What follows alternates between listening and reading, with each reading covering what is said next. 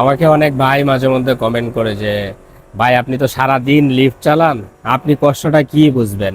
আমি রডের কাজ করি, বিচির কাজ করি, আমি কায়ুর কাজ করি, আমি প্লাস্টারের কাজ করি। এভাবে অনেক ভাই বলে মাঝে মধ্যে যে তাহলে বুঝেন যে আমাদের কষ্টটা কিরকম হয়।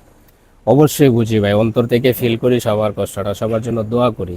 6টা 20 থেকে 7টা পর্যন্ত আমার রেস্ট টাইম। এখন উপর থেকে একজনে ডাক দিছে, কি করব, আমার টাইম, এরপরে উপরে যাইতেছি লিফট নিয়ে ওনাকে নামানোর জন্য। তারপরেও ভাই আমি অনেক মানুষের কাছে ভালো না।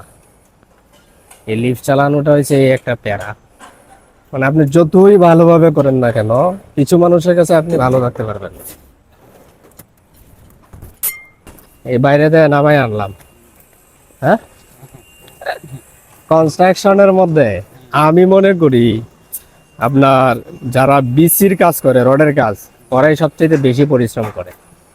হ্যাঁ, মিথ্যা কথা কইছি?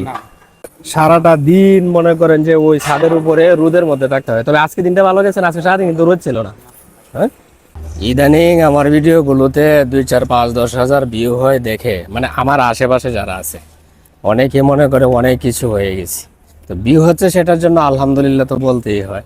তবে আমার জার্নিটা কি আজকের, এই যে ক্যামেরা এখন দাঁড়িয়ে মানে হাঁটতে হাঁটতে আপনাদের সাথে কথা বলতেছি, এখনো পারি না। মনের মধ্যে অনেক কথা আছে যে বলবো, আজকে ভিডিও করব, পরে ক্যামেরার সামনে আসলে আর ওইগুলো আর থাকে না, কথা বলতে পারি না। তো আজকে আপনাদের দিনটা কেমন কাটলো? যারা আমার ভিডিওগুলো দেখেন, এত ভালো ভালো কন্টেন্ট রেখে আমার ভিডিওগুলো দেখে, আপনাদের এই ঋণ আমি শোধ করতে পারবো না। আপনাদের কথা আমার সারা জীবন মনে থাকবে ইনশাল্লাহ। আপনারা যদি পাশে থাকেন, মাঝে মধ্যে পরামর্শ দিবেন যে ভাই ভিডিওগুলো এইভাবে না ওইভাবে করে, তাহলে আরো ভালো করার চেষ্টা করবো ইনশাআল্লাহ।